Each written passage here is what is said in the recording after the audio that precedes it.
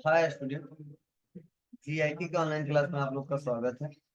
और आज के क्लास में हम लोग किसे जानने वाले हैं अकाउंटिंग टर्म्स के बारे में। तो चलिए इसको एक एक करके स्टेप बाय स्टेप सीखते हैं, समझते हैं और जानते हैं। तो देखिए, आज अकाउंटिंग टर्म्स में जो हम लोग जानने वाले हैं, सबसे पहले जानने वाले हैं डेबिटर्स।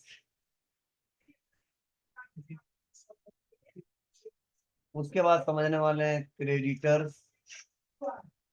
क्या समझने वाले हैं? क्रेडिटर्स।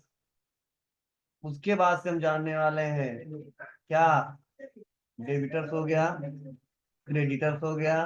उसके बाद से हम जानेंगे पेएबल।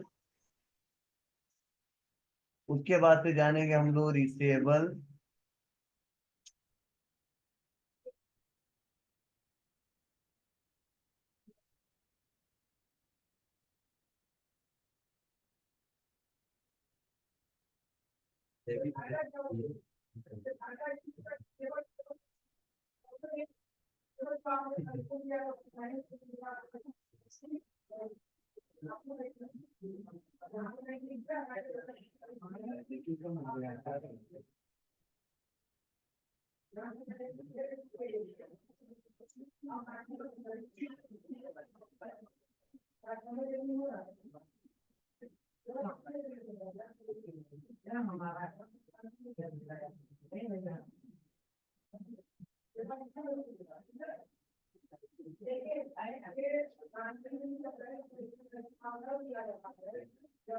चलिए, तो ध्यान से सुनिए। सबसे पहले एक एक करके हम लोग समझने वाले हैं। डेबिटर्स किसे कहते हैं ये समझिए।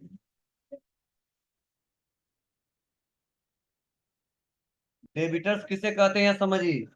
डेबिटर्स मतलब होता है देनदार। देनदार। अब समझना क्या है यह देनदार। यह देनदार क्या होता है समझने की कोशिश करना थोड़ा सा। देखिए, जब एक बिजनेस किसी अदर बिजनेस या किसी पर्सन को क्या करता है, सामान कोई सेल करता है, तो जिससे वो सेल करता है उसको हम कहते हैं क्या, कस्टमर। ठीक है। और कस्टमर, ध्यान से सुनना। तो यार पहले पढ़ लो, भी दे देंगे। जो कस्टमर जो है हमारा, ध्यान दीजिएगा, ये जो कस्टमर है उसको रिकॉर्ड करते हैं किसमें, डेबिटर्स में। किसमें रिकॉर्ड करते हैं, डेबिटर्स में। तो डेबिटर्स मतलब होता है देनदार। मतलब जितने पैसे का हम उधार माल बेचते हैं, मतलब क्रेडिट पे, ठीक है, वह पैसा इनको देना होता है। किनको, डेबिटर्स को। इसीलिए बोला गया देनदार। मतलब कस्टमर का पैसा हमारे व्यापार के लिए क्या होगा, सन्ड्री डेबिटर्स अमाउंट होगा। ठीक है ना। मतलब डेबिटर्स मतलब क्या है, वो हमारे कस्टमर की बात की जा रही है। ठीक है, उनसे पैसा हमको लेना है, मतलब वो देनदार है तुम्हारा ना। वैसे जब भी क्रेडिटर शब्द आ गया, क्या, क्रेडिटर। क्रेडिटर्स मतलब होता है लेनदार। क्या होता है, लेनदार। और लेनदार मतलब वो पैसा लेगा किससे, हमारे बिजनेस से। और कौन हमारे बिजनेस से पैसा लेता है, जिससे माल हम परचेज करते हैं, मतलब सप्लायर से। किससे जी, सप्लायर से। तो जब भी अगर आ गया डेबिटर्स, तो समझ जाना वह पैसा मेरे व्यापार को लेना है। और जब आ गया क्रेडिटर, तो समझ जाना वह पैसा मेरे व्यापार को देना है। मतलब लेनदार और देनदार का मतलब क्या है, डेबिटर्स मतलब मेरे व्यापार के लिए वो क्या है, देनदार है। और क्रेडिटर्स मतलब मेरे व्यापार के लिए क्या है, वो लेनदार है। मतलब लेनदार में लोग पैसा लेंगे और देनदार में लोग पैसा देंगे। क्लियर है ना। अब यहीं पे हम लोग बस पेबल और रिसेबल अमाउंट भी सीख लेते हैं। अब कोई कहे पेबल किसे कहते हैं, ठीक है, पेबल।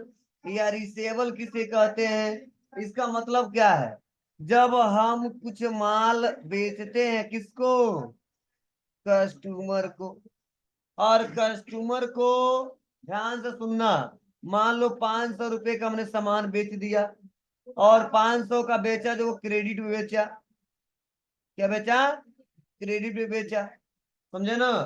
अब जो क्रेडिट पे बेचा ना, मैंने बोला ही क्रेडिटर लिखेंगे, सन्ड्री क्रेडिटर। तो जो सन्ड्री क्रेडिटर वाला जो पैसा होता है ना, वह, और जो सन्ड्री डेबिटर वाला पैसा होता है वह। तो मान लो एक कस्टमर है, तो मेरा क्या होगा? डेबिटर्स होगा। बोलो, उधार माल बेचते हैं तो ये जो डेबिटर्स होगा, डेबिटर्स का पैसा जो होता है वो हमारा रिसीवेबल अमाउंट होता है। कौन सा अमाउंट होता है? रिसीवेबल अमाउंट होता है। और वही सप्लायर का पैसा हो तो वो हमारा पेबल अमाउंट होता है। मतलब यूं कह लो, क्रेडिटर जब आ जाता है तो मेरे व्यापार के लिए वो पैसा पेबल अमाउंट है। क्या है? पेबल। और जब डेबिटर्स आ जाता है तो हमारे व्यापार के लिए वो क्या है? Receivable amount. मतलब कोई कहे तो क्या बताओगे? बताना। जिस बिल के अगेंस्ट हमको पैसा पे करना है वो हमारा पेबल अमाउंट कहलाता है, और जिस बिल के अगेंस्ट पैसा हमको रिसीव करना है वो हमारा रिसेबल अमाउंट कहलाता है। तो कब पे करना होगा? जब अपने सप्लायर से उधार माल खरीदेंगे तो पे करना होगा, आज अपने कस्टमर से उधार माल बेचे होंगे तो रिसीव करना। ठीक है? तो कस्टमर का जो पैसा होता है जो हमको लेना है उसे बोलते हैं रिसेबल अमाउंट, और जो सप्लायर का पैसा होता है उसे बोलते हैं पेबल अमाउंट। क्लियर है? रिसेबल अमाउंट और पेबल अमाउंट। बोलिए, कोई दिक्कत? तो हमने आपको 4 ये वर्ड समझा दिया। हाँ, जो भी हाल ही में आया वो बताएं कौन कौन आया है। शहबाज, शहबाज को नोट के बाद से कुछ और छोटे छोटे वर्ड हम लोग समझने वाले हैं।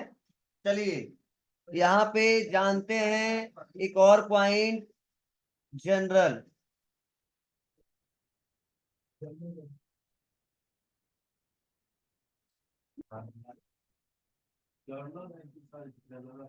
जनरल, वो जनरल नहीं को बोलते हैं। तुम जनरल हुआ ना पढ़ो। जर्नल, हाँ।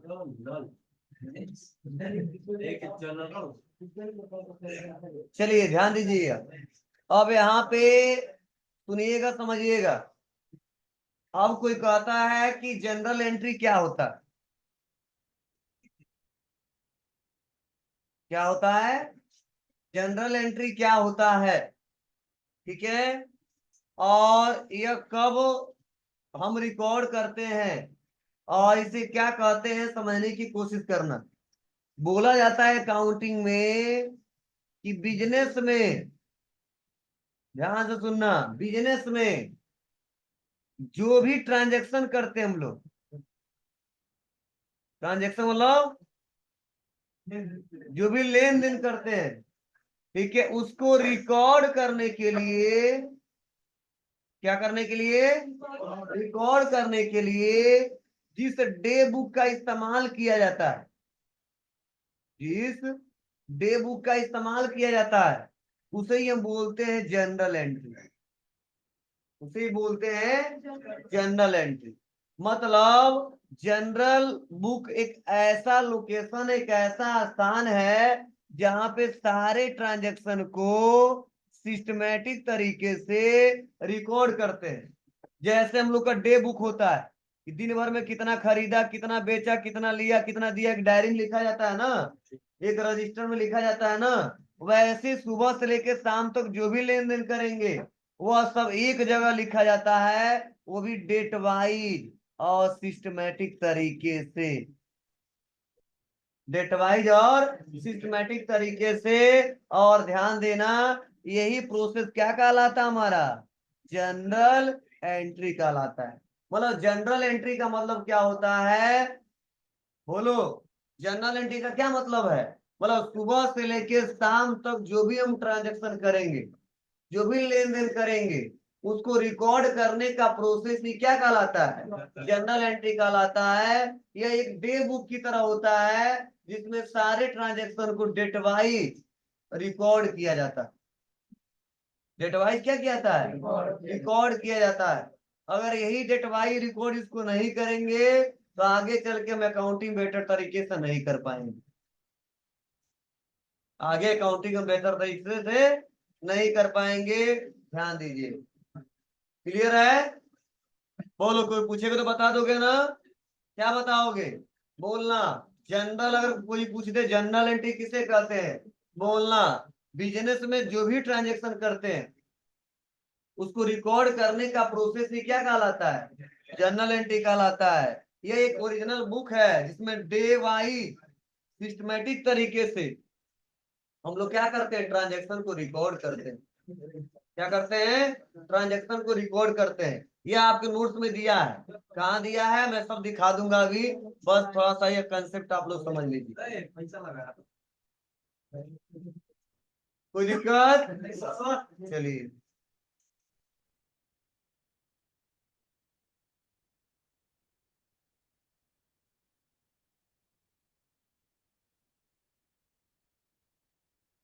चलो इसी के साथ साथ एक और सब समझ लेते हैं, एंटिटी।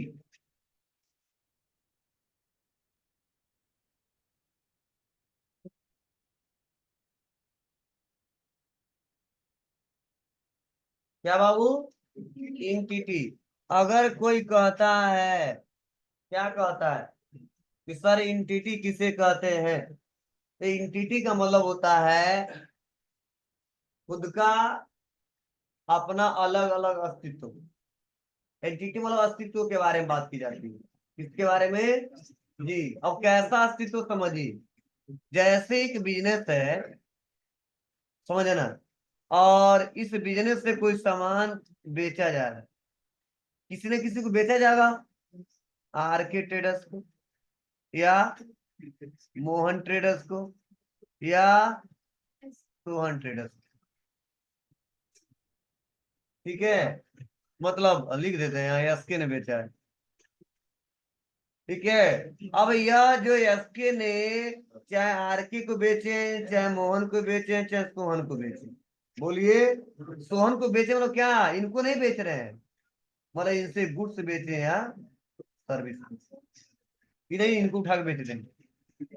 ठीक है, अब देखो, ए उ कहा जी सिलवा कर लो, मारे सही हो जाओगा।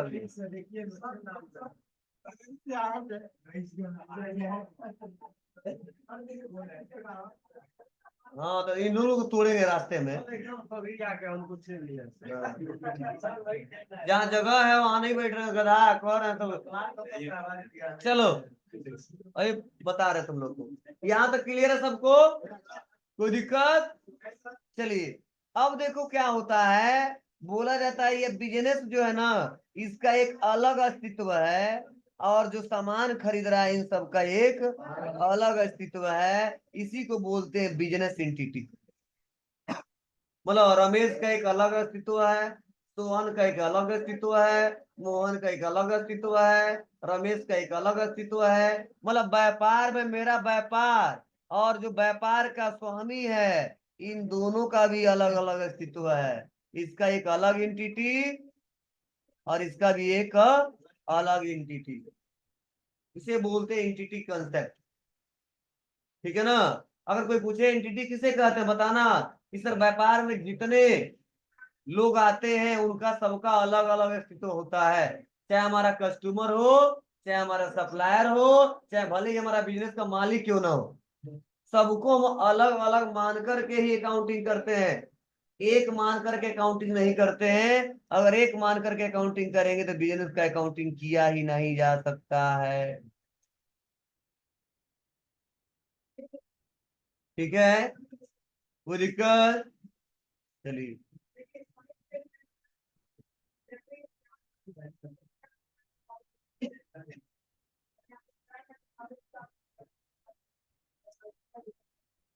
और यहाँ पे एक और वर्ड समझ लेते हैं, क्या, लेजर।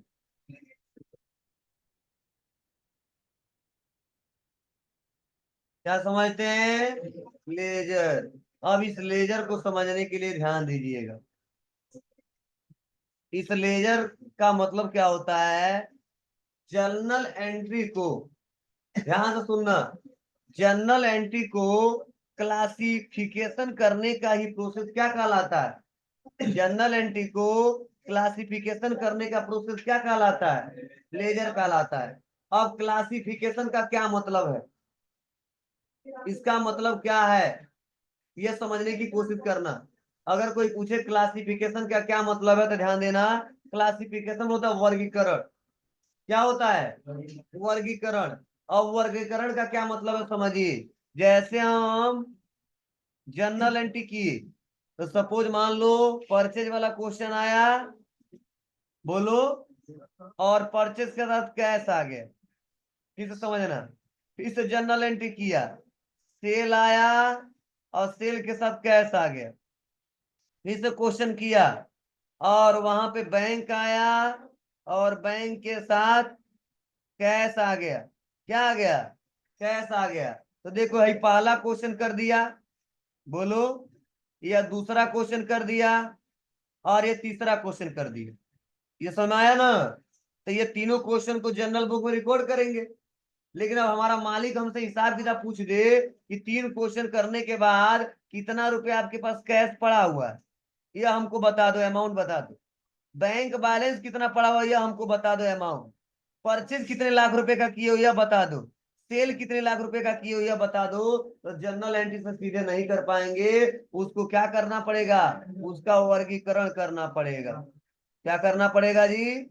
उसका वर्गीकरण करना पड़ेगा। वर्गीकरण मतलब क्या है? क्लासिफाई करना होगा। अब इसको समझने की कोशिश करना क्या मतलब है। जैसे मान लो मार्केट में आप गए, ध्यान से सुनना, मार्केट में गए, झोला ले ली, आप बोल दिया कि चलो जाओ आज किचन वाला सारा मार्केट आपको ही करना। ठीक है, चलो चुनी में चले गए और वहां पे आपने आलू भी खरीदा, गोभी भी खरीदा, मिर्च भी खरीदा, टमाटर भी खरीदा, चीनी भी खरीदा, नमक भी खरीदा। तो जितना खरीदा ट्रांजेक्शन कर दिया और एक झोले में रख दिया, जनरल एंट्री रिकॉर्ड हो। झोला क्या है? जनरल एंट्री रिकॉर्ड हो। लेकिन जैसे घर पे आते हो तो क्या आप बताओ, घर पे आते हो तो आलू, गोभी, मर्चा, नमक, चीनी उनी सब एक ही जगह रख देते हो? नहीं। क्या करते हो?